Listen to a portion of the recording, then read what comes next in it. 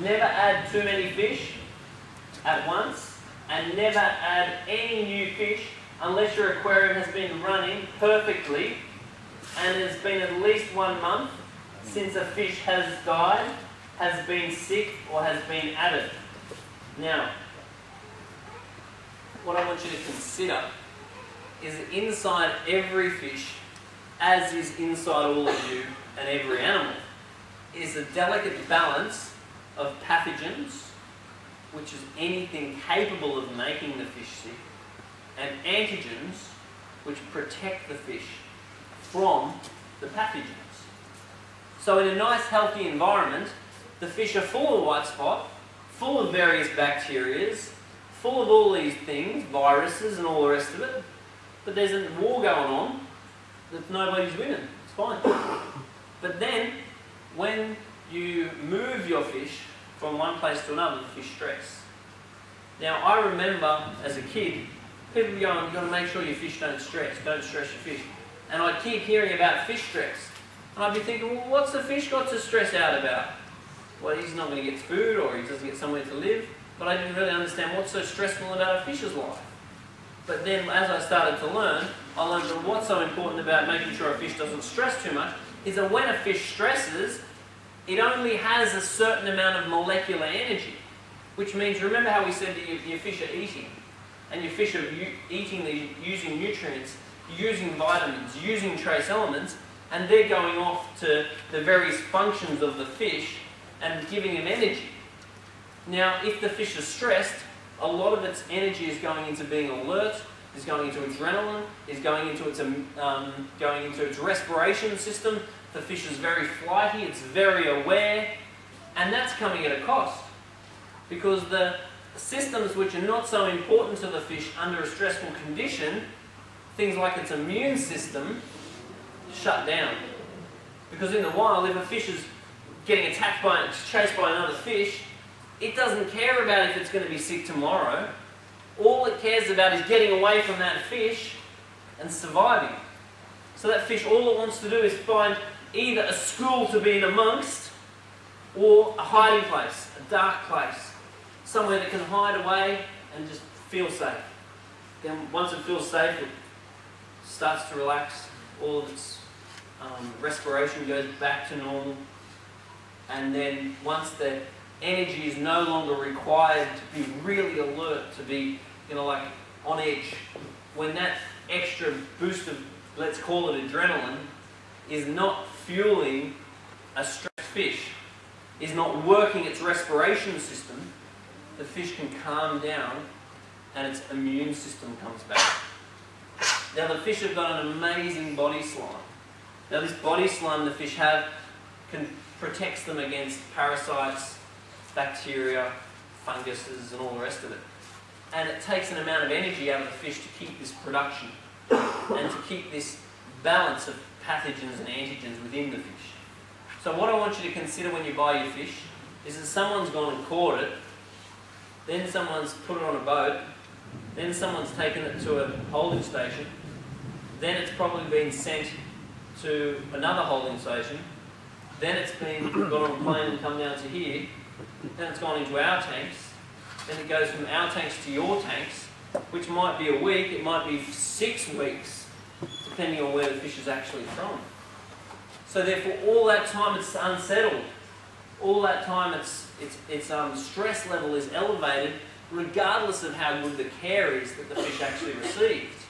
Because only when the fish goes into an aquarium and it's settled there and it feels safe, for, funny enough, let's call it 3 weeks, does the immune system return, and those good pathogens, those good antigens are returning, the body slime is returning, the respiration is going back to normal, and the fish is healthy and strong again. So, what don't we want to do?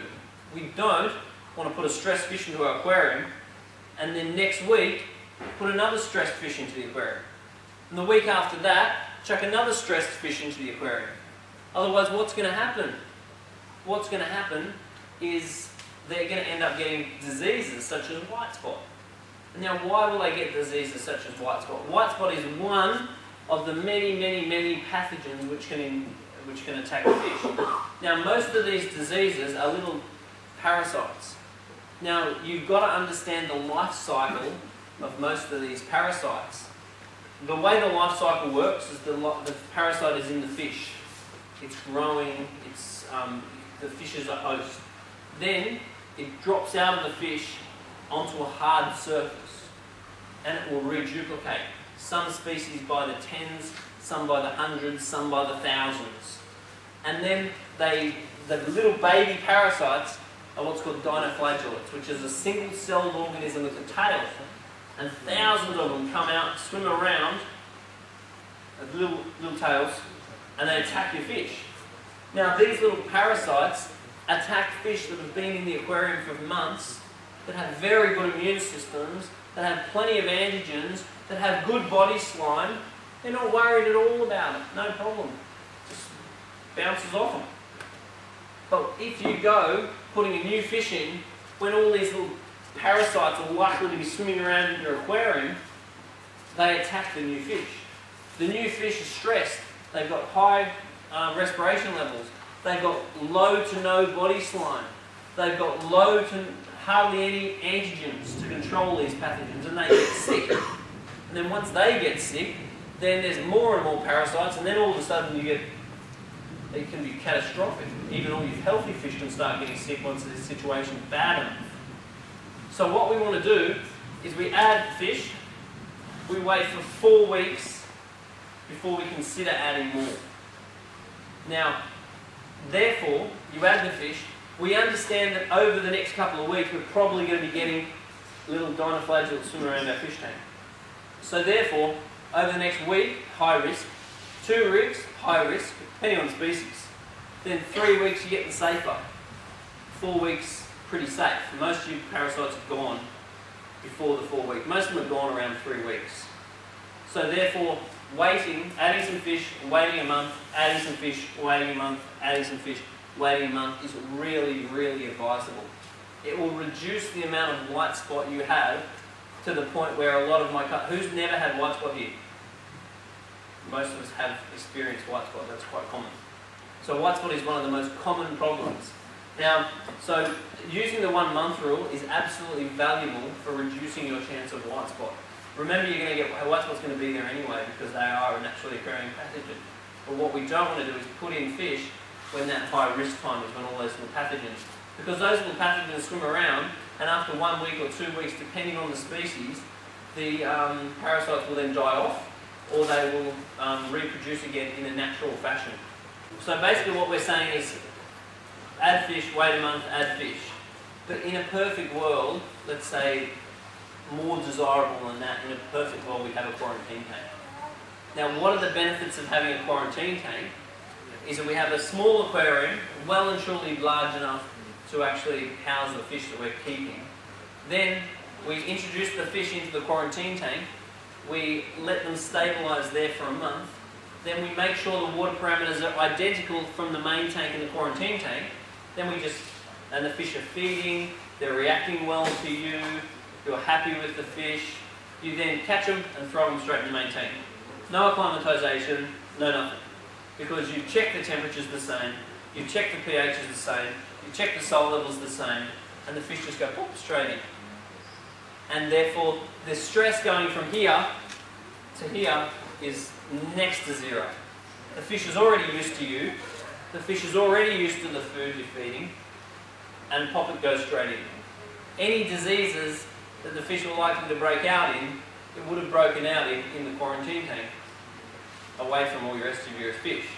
If you're going to have a lot of money's worth of fish, I'm telling you, just get yourself a quarantine tank. If you're not going to have a lot of fish and it's not economical for you to have a quarantine tank, knowing that you probably only have to spend $100 or $200 on one, then so be it. But the other thing I want you to just consider is that the salt level of our suppliers, all the suppliers we buy from, is very low. And the reason why the salt level is very low in all the suppliers' tank is that, remember how I was saying that a fish has got a certain amount of, hey Luki, can you come and figure out where the bang is, whether it's on the koi? Can you come and check on the koi? Okay, so therefore the fish have got a certain amount of molecular energy.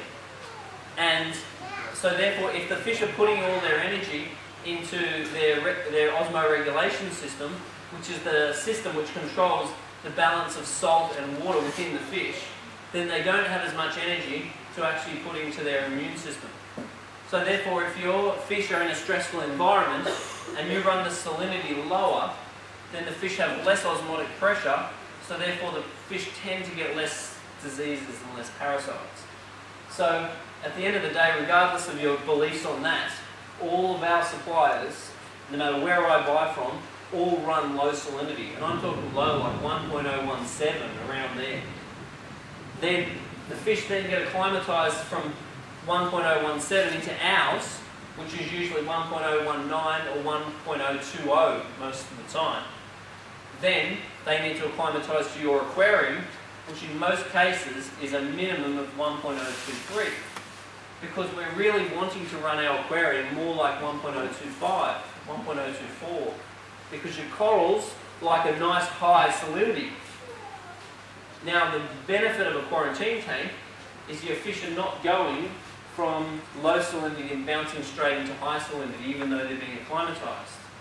They're actually going from low salinity and then you can slowly raise the salinity before you put them into your main aquarium again. So does that make sense to everyone? When you're buying fish, anytime you're buying fish and you do not have a quarantine tank, it's wise to keep your salinity on the low side. Once you've introduced your fish from our system, which is always kept low, not as low as the suppliers, but still low, then you can slowly rise it back up to 1.024, 1.025, where the coral most desire it. So you often do have to play with the salinity in your main display tank, which is undesirable.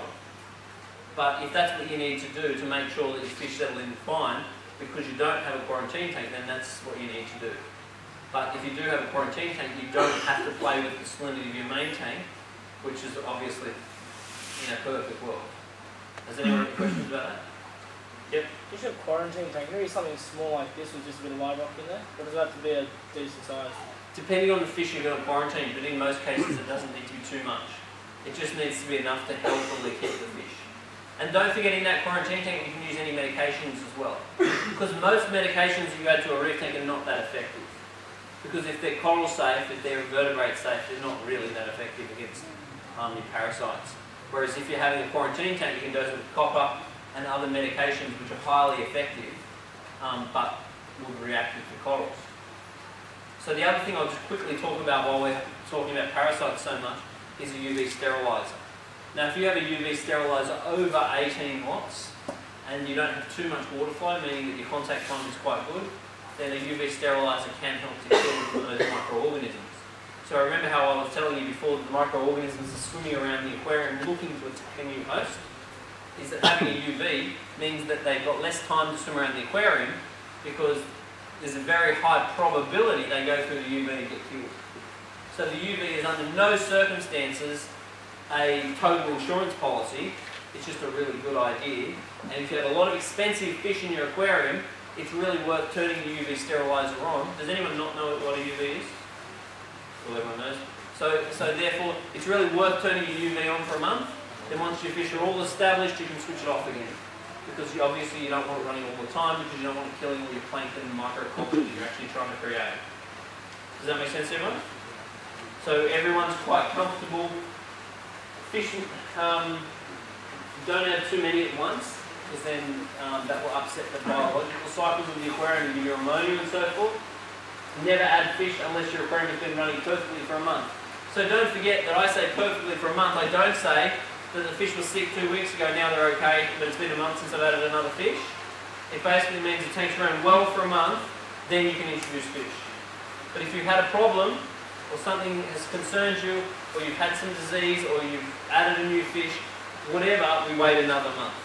So it's run well for a month, then add fish. Run well for a month, add fish. So everyone's comfortable with that?